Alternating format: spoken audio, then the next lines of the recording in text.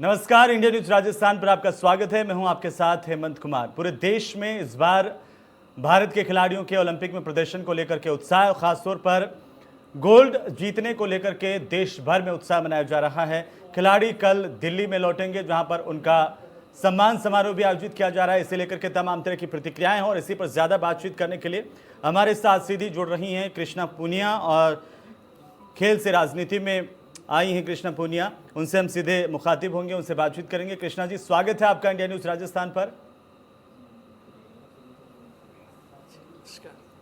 सबसे पहले तो कृष्णा जी, आपकी प्रतिक्रिया क्या है कि एक लंबे अंतराल के बाद अगर हम देखें तो 13 साल बाद भारत की ओर से गोल्ड लाया गया है, इस पर आपकी प्रतिक्रिया क्या है? और एथलेटिक्स में ये पहली बार हुआ है।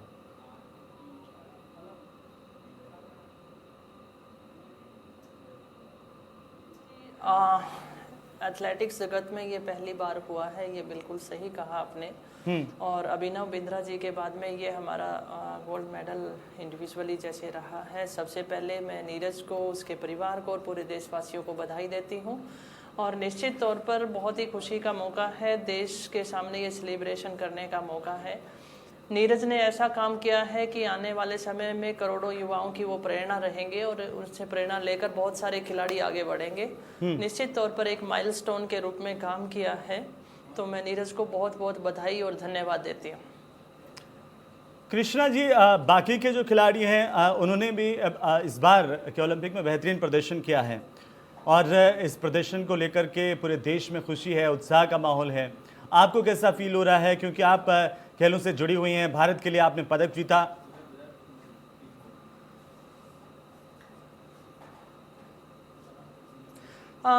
हेमंत जी, मैं जितने भी हमारे एथलीट गए, लगभग हर एथलीट ने अपना बहुत ही बेहतर प्रदर्शन किया और बहुत सारे एथलीटों ने मेडल भी जीते। तो हालांकि इस ओलंपिक को, अगर मैं टोक्यो ओलंपिक को देखती हूँ, तो भारत का जो प्रदर्शन रहा, क्योंकि हमारे देश की जनता कई बार सिर्फ मेडल को ही देखती है कि मेडल नहीं आया या मेडल आया है वही प्रदर्शन है। नहीं, एथलीट ने वर्ल्ड लेवल पर जाकर प्रदर्शन कैसा किया है वो मायने रखता है। अगर एक एथलीट का प्रदर्शन काफ़ी अच्छा है तो नेक्स्ट ओलंपिक में और होप हो जाती है हमारी आगे बढ़ने के लिए।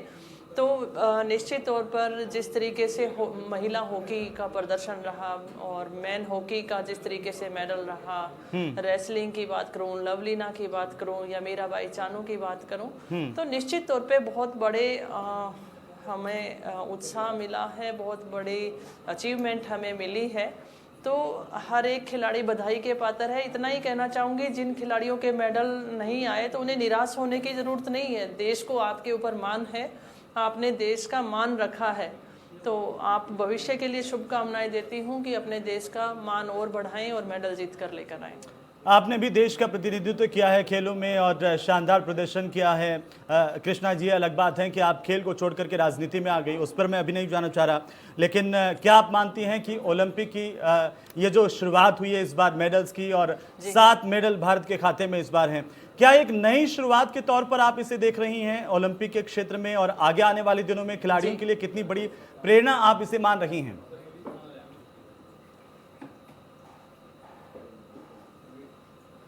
आप देख सकते हैं पीछे के जो ओलंपिक में हमारे मेडल आए थे, अभिनव बिंद्रा ने गोल्ड मेडल जीता, तो शूटिंग में काफ़ी बेहतर प्रदर्शन रहे, मेडल हमने काफ़ी ओलंपिक में जीते। ठीक वैसे ही जब रेसलिंग में सुशील ने जीता, तो योगेश्वर दत्त ने, सुशील ने जीता, तो और मेडल हमारे पास आए। और बॉक्सिंग की बात कहूँ तो विजेंद्र ने जब मेडल जीता तो मैरी कॉम ने भी मेडल जीता और अभी लवलीना ने लिया। और इसी तरीके से बैडमिंटन की बात की जाए तो पहली दफ़ा जब साइना ने मेडल जीता था, तो अब 2 बार लगातार पीवी संधू ने भी मान रखा। तो कहने का मतलब ये है कि जब कोई एथलीट मेडल जीतता है तो बहुत सारे युवाओं को, बहुत सारे खिलाड़ियों को ये लगता है कि अगर नीरज ने या पीवी संधू ने जीता है तो मैं भी जीत सकता हूँ। उन्हें हौसला मिलता है और एक रास्ता मिल जाता है कि किस तरीके से इन्होंने अचीवमेंट ली, तो उस तरीके से हम भी इस अचीवमेंट को प्राप्त कर सकते हैं। लेकिन कृष्णा जी, आपको लगता है कि कुछ सुधार हुआ है खिलाड़ियों की स्थिति में लेकर के? इंफ्रास्ट्रक्चर की बात लगातार हमारे देश में हमेशा से उठती रही है। आपका एक दौर और उसके बाद इस वक्त का दौर, क्या कोई बदलाव आया है, या फिर अभी भी हमारे सामने बहुत सारी चुनौतियां हैं इसे लेकर के, इंफ्रास्ट्रक्चर डेवलपमेंट को लेकर के, खिलाड़ियों को मौका मिले, उनकी खेल की सुविधाओं को हम बढ़ा सकें, ये तमाम तरह की चीज़ें हैं?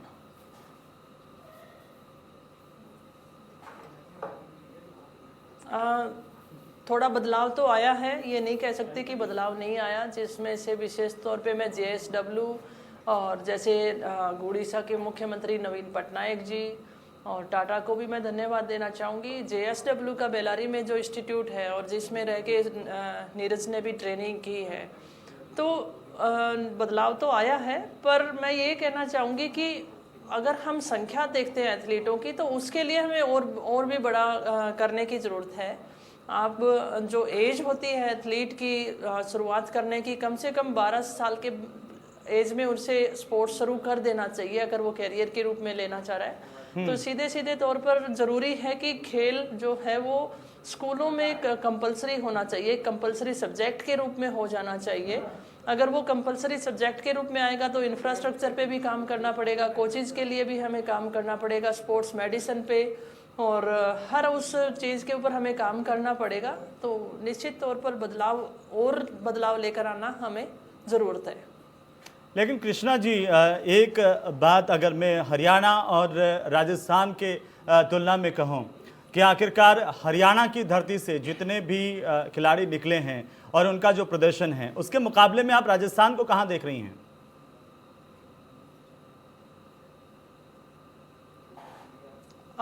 देखिए, कंपैरिजन की बात नहीं है। मैं अगर हरियाणा की बात देखती हूँ तो हरियाणा में स्पोर्ट्स हमेशा से रहा है। आप देखते हैं कि रेसलिंग जो है हरियाणा का मुख्य गेम रहा है, कुश्ती अखाड़ा आपने देखा होगा जी। और एक छोटा प्रदेश होने के नाते अपने भूपेंद्र हुड्डा जी जब CM थे तो उन्होंने काफ़ी, वो खुद स्पोर्ट्स को लाइक करते हैं, वो अपने लॉन टेनिस खेलते हैं, तो वो इस भावना को समझते थे। उन्होंने एक पॉलिसी लागू की, टैलेंट सर्च किया और जो छोटी एज के बच्चे थे उनको स्पॉन्सर करना शुरू किया, स्कॉलरशिप देना शुरू किया, तो उसका रिजल्ट आज सामने आ रहा है। और राजस्थान की बात की जाए तो मैं राजस्थान में टैलेंट की कमी नहीं मानती हूँ, लेकिन यहाँ की परिस्थितियाँ भिन्न थी। तो अगर हम यहाँ पर इंफ्रास्ट्रक्चर पे और इस पे हम काम करते हैं तो निश्चित तौर पर बदलाव आएगा। आज मैं ये ज़रूर कहना चाहूँगी कि हम गांव के स्तर तक स्पोर्ट्स को लेकर जाना चाह रहे हैं। राजस्थान गवर्नमेंट उस पर काम कर रही है। अभी हाल ही में जैसे हर पंचायत पे स्पोर्ट्स ग्राउंड होना चाहिए। मेजर ध्यानचंद जी के नाम से टूर्नामेंट हम लोग करवा रहे हैं, मेजर ध्यानचंद जी के नाम से ब्लॉक पे हम स्टेडियम लेकर आ रहे हैं। तो इस तरीके से हर गांव तक हम ले जाने की कोशिश कर रहे हैं ताकि बदलाव ला सके और एक माहौल तैयार कर सके। कृष्णा जी, एक प्रतिक्रिया आपसे मैं इस पर भी चाहता हूं कि जो खेल रत्न अवार्ड है उसका नाम बदला गया और राजीव गांधी के नाम से हटा करके और ध्यानचंद के नाम पर किया गया। कैसा महसूस कर रही हैं, इस पर आप क्या कहना चाहती हैं?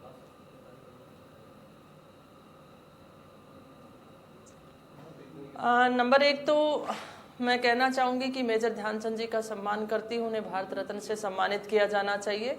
और मेजर ध्यानचंद जी के नाम से ही स्पोर्ट्स डे इस देश में मनाया जाता है। 29 अगस्त को आप देखते हैं जब राष्ट्रपति जी के देश के खिलाड़ियों को सम्मानित करते हैं तो उसमें मेजर ध्यानचंद जी के नाम से भी हमारे खिलाड़ियों को अवार्ड दिया जाता है।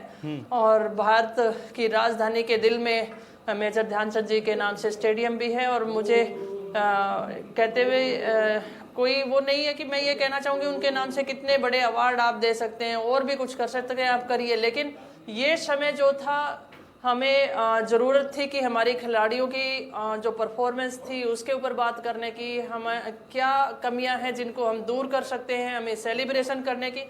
और अगर आप राजीव गांधी जी के नाम से नहीं रखना चाहते हैं तो दूसरी तरफ आप खुद अपने गुजरात में अगर आप देखते हैं तो आप अपने नाम से स्टेडियम का नाम रखते हैं। तो ये दोहरा जो सोच है आपकी, एक तरफ से खुद के नाम से रख रहे हो, दूसरी तरफ से पूर्व के हमारे प्रधानमंत्री के नाम से हटा रहे हो, तो वो जो सोच है उसका मैं विरोध करती हूँ। खिलाड़ियों के नाम से आप रखिए, हम उसका स्वागत करते हैं, पर हर खिलाड़ी के नाम से, पर फिर सभी का नाम हटाइए आप। या तो देखिए, बीजेपी इस मुद्दे को उठाती रही और कहती रही कि देखिए खिलाड़ियों के नाम से ही खेल पुरस्कार होने चाहिए या बाकी के जो खेल से जुड़ी हुई गतिविधियां उनके नाम से होनी चाहिए। लेकिन आपने देखा कि दिल्ली में अरुण जेटली के नाम से स्टेडियम, और आपने जिक्र किया गुजरात का किया, तो क्या सभी जगह पर इसी तरह की भावना लागू होनी चाहिए? ये सिर्फ कहने की बात है या फिर वाकई इसको अमल में लाया जाना चाहिए?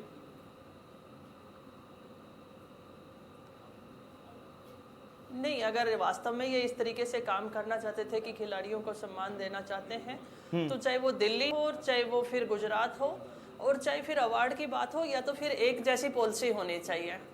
और अगर आपको ये लगता है कि राजीव गांधी जी का नाम हटाने से वो चीज़ें हट सकती है, तो मैं बताना चाहूँगी कि नवोदय स्कूल सम्मानीय राजीव गांधी जी की देन थी, जिसमें अगर हमने सही तरीके से काम किया होता तो उसमें इंफ्रास्ट्रक्चर स्पोर्ट्स का भी दिया गया था, ऑलराउंडर डेवलपमेंट के रूप में उसे लिया गया था। और दूसरा 1982 एशियन गेम की अगर मैं बात करती हूँ तो उसके आयोजन की जिम्मेदारी सम्मानीय राजीव गांधी जी के ऊपर थी, और सफल आयोजन के बाद राजीव गांधी जी ने सोचा था कि इस इंफ्रास्ट्रक्चर का कैसे यूज किया जाए कि आने वाले समय में हमारे खिलाड़ियों को इसको लाभ मिले, और उसी अनुरूप राष्ट्रीय खेल प्राधिकरण का हमने फाउंडेशन की थी, और आज उसी फाउंडेशन के अंडर में रहते हुए इतने खिलाड़ियों ने पदक जीते। तो ये उनकी दूरदृष्टि थी खेल के जगत में अच्छा करने की। तो अगर खेल के क्षेत्र में उन्होंने अच्छा किया था तो उनके नाम से अवार्ड दिया जाता है, तो उसमें कोई गलती भी नहीं थी। मैं कहना चाहती हूँ हर खिलाड़ी के भविष्य की बात होती है, और वो चाहता है कि वो अपने पैरों पे खड़ा हो। तो 2012 ओलंपिक में सम्मानीय अजय माकन जी जब स्पोर्ट्स मिनिस्टर थे, वो लंदन ओलंपिक में विजिट किया, उन्होंने देखा तो उन्होंने महसूस किया कि खिलाड़ी को खेल जगत में आना चाहिए। तो जितने भी participant Asian game, Commonwealth game या फिर ओलंपिक पार्टिसिपेशन में के भी पार्टिसिपेशन वाले लोग भी सीधे तौर पर खेल प्राधिकरण में नौकरी प्राप्त कर सकते थे। ऐसे डिसीजन हमें लेने की जरूरत है। लेकिन एक इस ओलंपिक में तथ्य निकल कर क्या आया कृष्णा जी, लेकिन दुर्भावनाओं के साथ नहीं जी, कि जब भी खिलाड़ी मेडल जीतते हैं, अच्छा प्रदर्शन करते हैं, तो गूगल पर उनकी जाति सर्च करने वालों की संख्या अचानक से तेज हो जाती है। इसे आप कैसे देखती हैं कि क्या ये एक सबसे बड़ी बाधा है हमारे आज के खेल जगत के लिए, देश के जो प्रतिभाएं हैं उनके लिए भी, जाति के आधार पर जिस तरीके से सोच है। और हमने वंदना कटारिया का मसला भी देखा।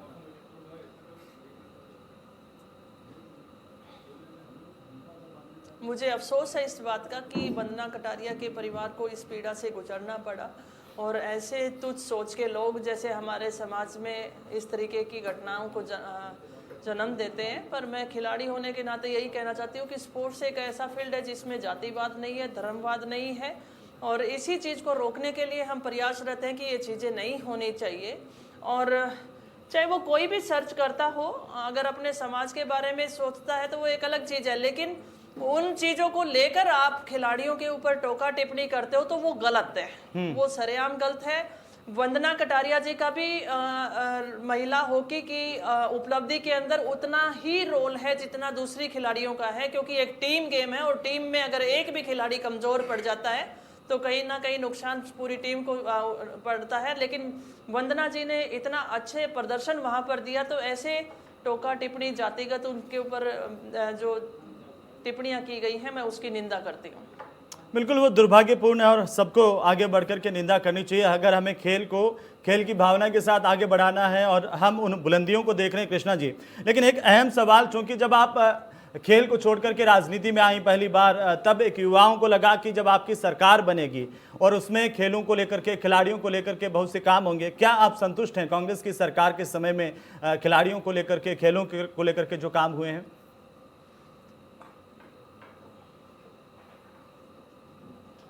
अगर राजस्थान की बात की जाए तो खेल कोटे से पहले तो ये बताना चाहूंगी कि माननीय मुख्यमंत्री महोदय ने खिलाड़ियों के लिए 2% कोटा सरकारी नौकरियों में रखा। ठीक इसी अनुरूप जो हमारे इंटरनेशनल लेवल पे हमारे जो एथलीट मेडल जीत कर लाए थे और जो नेशनल स्तर पर जो मेडल जीत कर लाए थे, उनको सीधे तौर पर नियुक्तियां दी गई, जिसमें डीएसपी का पद या वन विभाग में अधिकारी, उनके मेडल के हिसाब से भिन्न भिन्न संस्थाओं में उन्हें नियुक्तियां दी गई। तो ये बहुत बड़ी बात है। आज राजस्थान का खिलाड़ी सोचता है कि अगर मैं स्पोर्ट्स करता हूं और कोई मेडल प्राप्त करता हूं या अपने देश का नाम रोशन करता हूं, तो राजस्थान में मेरे लिए, मेरा फ्यूचर के लिए नौकरियां हैं मेरे पास। तो और इसी के साथ साथ प्राइज मनी को बढ़ाना, और पहला स्टेट है जिसमें स्टेट मेडल के ऊपर भी प्राइज मनी दी जाती है। तो निश्चित तौर पर बदलाव आए हैं और इसके दूरगामी परिणाम हमें देखने को मिलेंगे। लेकिन कृष्णा जी, एक जो सबसे महत्वपूर्ण बात है कि खेलों के अंदर भी क्रिकेट को लेकर के जितनी दीवानगी और जितना पैसा खर्च किया जाता है इस देश में, आपको लगता है कि बाकी जो खेल हैं उनको उतना महत्व नहीं मिलता, और क्या यह बदलाव आएगा कि बाकी खेलों को भी महत्व मिलेगा, क्योंकि जो प्रदर्शन ओलंपिक में हम इस बार देख रहे हैं?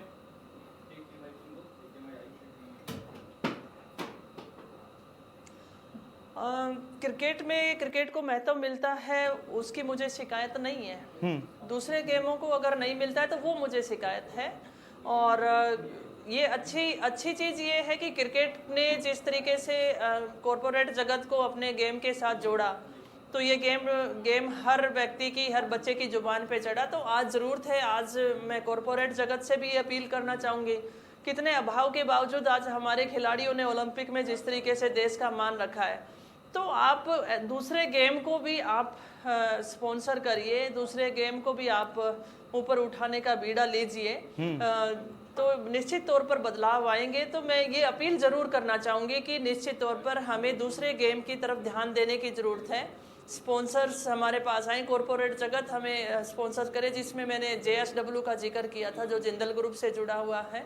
पार्थ जिंदल बहुत अच्छा काम कर रहे हैं स्पोर्ट्स के लिए, और उसी तरीके से टाटा ने भी एकेडमी जमशेदपुर में चला रहे हैं, तो मैं उनको भी धन्यवाद देना चाहूँगी, और कॉरपोरेट जगत को भी मैं अपील करूँगी कि वो दूसरे गेम पे भी ध्यान दें। लेकिन इस बार जो ग्रामीण स्तर की जो प्रतिभाएं हैं वो निखर करके सामने आई, जिस तरीके से आई हैं, कृष्णा पूनिया क्या मानती हैं कि अगर ग्रामीण प्रतिभाओं को और ज़्यादा मौका दिया जाए, एक चयन पारदर्शिता को बढ़ाया जाए, सुविधाओं को बढ़ाया जाए और कुछ बदलाव किए जाएं तो और ज़्यादा बेहतर हो सकता है?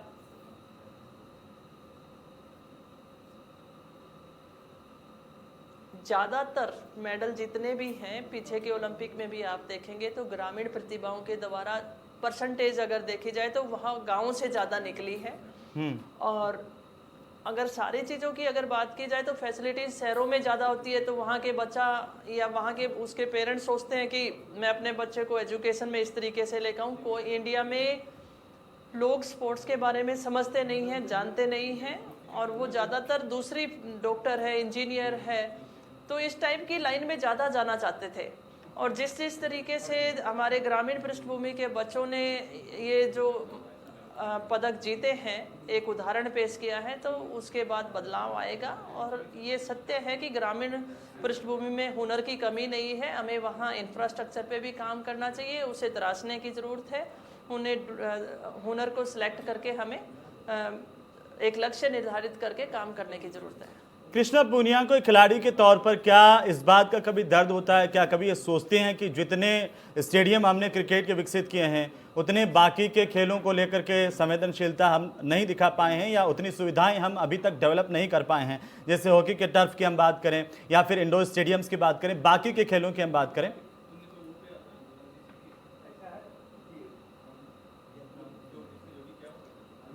देखिए, कहाँ डेवलपमेंट हुआ है उसको देख के दुख होना तो गलत बात है, वो भी एक स्पोर्ट्स है जी। लेकिन दूसरे गेम में डेवलपमेंट नहीं हुआ उसका तो दुख होना निश्चित है। तो मैं समझती हूँ कि दूसरे गेम की तरफ भी उतना ध्यान देना चाहिए।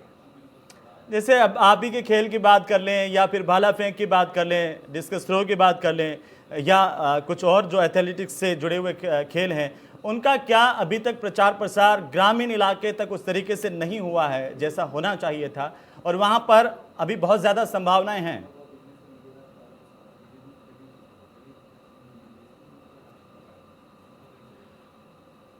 हेमंत जी, ग्रामीण में प्रचार है जी, ऐसी बात नहीं है प्रचार नहीं है। आप जितने एशियन गेम, कॉमनवेल्थ गेम, अगर एथलेटिक की बात देखी जाए तो एथलेटिक में बच्चे सारे रूरल से ही आए हुए हैं। लेकिन मैं ये कहना चाहती हूँ जितने बच्चे एशियन गेम, कॉमनवेल्थ गेम में आ रहे हैं उतने बच्चे ओलंपिक में भी हमारे पहुँचने चाहिए। उतने बच्चों को और ज़्यादा हमें पार्टिसिपेशन लेवल जितना ज़्यादा बढ़ेगा उतना ज़्यादा कंपटीशन लेवल बढ़ेगा। आज नीरज अकेला 87 मीटर कर रहा था तो उसमें इंडिया में कंपटीशन था। कमलप्रीत अगर 66 मीटर थ्रो लगा रही थी तो उसे इंडिया में दूसरा कोई कॉम्पिटिटर नहीं मिल रहा था। वो संख्या कम है, वो संख्या हमें बढ़ाने की जरूरत है। निश्चित चुनौती कहाँ आ रही है, समस्या कहाँ आ रही है कृष्णा पूनिया? क्योंकि 140 करोड़ के देश में हम एक एक मेडल को मोहताज हो जाते हैं। बाकी दूसरे देश अगर देखते हैं तो उनके अंक तालिका में हमसे वो आगे आते हैं। क्या सोचती हैं आप उस वक्त?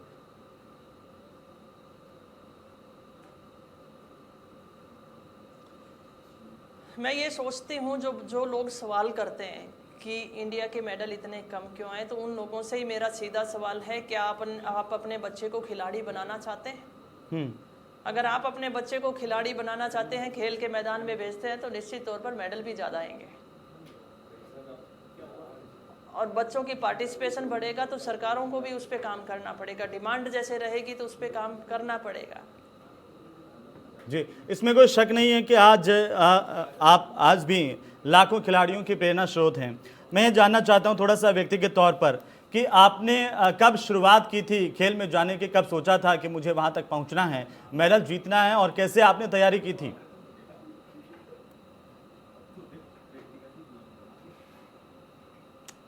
मेरी शुरुआत तो काफ़ी लेट मैं कहूँगी। जब मैं कॉलेज में आई थी तब मैंने शुरू किया, लेकिन इंजरी की वजह से मैंने स्पोर्ट्स छोड़ दिया था। तो उस समय तो मेरी कोई अचीवमेंट नहीं थी, और जो मेरी अचीवमेंट रही वो मेरे बेटे के जन्म के बाद शुरुआत रही। एक तरीके से मेरी शुरुआत मेरे बेटे के जन्म के बाद ही रही। और ये भी मैं कह सकती हूँ कि एक सही एज का हमारे यहाँ पर पता नहीं है कि किस समय में हमें शुरुआत करनी चाहिए। गांव में पेरेंट्स को नहीं पता कि उसके बच्चे का फ्यूचर किस लाइन में जाना चाहिए। तो मेरी जो शुरुआत थी वो काफ़ी लेट थी, और कई बार सोचती हूँ कि इंजरीज के बावजूद और इस लेट उम्र में शुरू करने के बावजूद भी मैं वहाँ तक पहुँची हूँ। तो कई बार हम चर्चा करते कि मैं इतना कैसे कर पाई। तो एक बहुत बड़ी उपलब्धि मैं इसे मानना चाहूँगी कि एक माँ बनने के बाद स्पोर्ट्स को वहाँ तक लेकर जाना। उससे पहले कोई ज़्यादा मेरे पास अचीवमेंट भी नहीं थी और ज़्यादा लंबा कैरियर भी नहीं था। जी, लेकिन कैसे आखिरकार आज जो खिलाड़ी तैयारी कर रहे हैं ग्रामीण अंचलों के, उनको आप क्या कहना चाहती है इस तरीके से? क्योंकि आज अगर महिलाओं की तादाद देखें या फिर जो गर्ल्स प्लेयर्स हैं उनकी तादाद देखें, उनके सामने ग्रामीण इलाके में आज भी बहुत सारी चुनौतियां होती है, सामाजिक दायरे से लगा करके और संसाधनों तक की भी, परिवार की हालत से किस तरीके से निकल करके सब चीज़ों से लड़ते हुए इस मुकाम तक पहुंचना।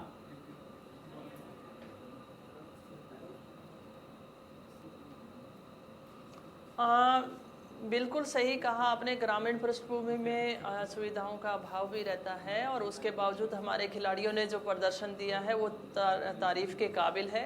और जो बच्चियों की बात कही तो उन्हें सिस्टम के साथ भी लड़ना पड़ता है, उससे जूझते हुए आगे निकलना पड़ता है।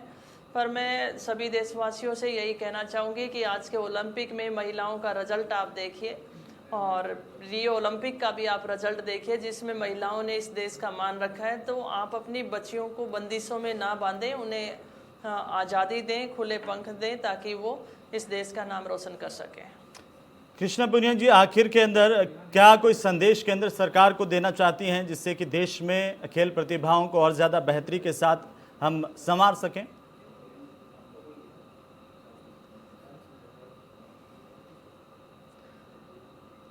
मैं यही कहना चाहूँगी कि इस देश में अगर स्पोर्ट्स के रूप में डेवलप करना चाहते हैं तो इस पे काफ़ी काम करने की ज़रूरत है।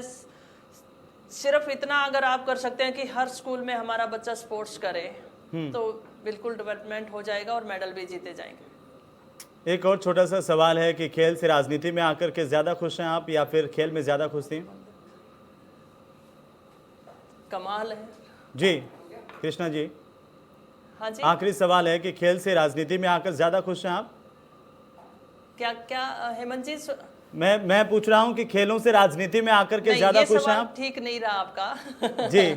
आपके सारे सवाल अच्छे थे जी। नहीं, क्योंकि स्पोर्ट्स जो है एक कैरियर है और उसको ज्यादा लंबा नहीं चला सकते। तो मैं स्पोर्ट्स में मेरी जो पहचान बनाई वो मेरी अलग चीज है। राजनीति में मैं आकर खुश हूँ और मैं खुश थी, इसीलिए मैंने राजनीति को चुना है। चलिए, बहुत बहुत शुक्रिया हमारे साथ बात करने के लिए कृष्णा जी और समय देने के लिए। तो कृष्णा पुनिया को आप सुन रहे थे, तमाम चीज़ों का उन्होंने जिक्र किया। साथ ही साथ एक बात उन्होंने बहुत अच्छे से कही है कि इस देश में अगर खिलाड़ियों की प्रतिभाओं को हमें निखारना है तो बेहतर संसाधन देने होंगे, साथ ही साथ एक सोच को भी बदलने की ज़रूरत है। आप देख रहे थे मेरे साथ कृष्णा पुनिया को। नमस्कार।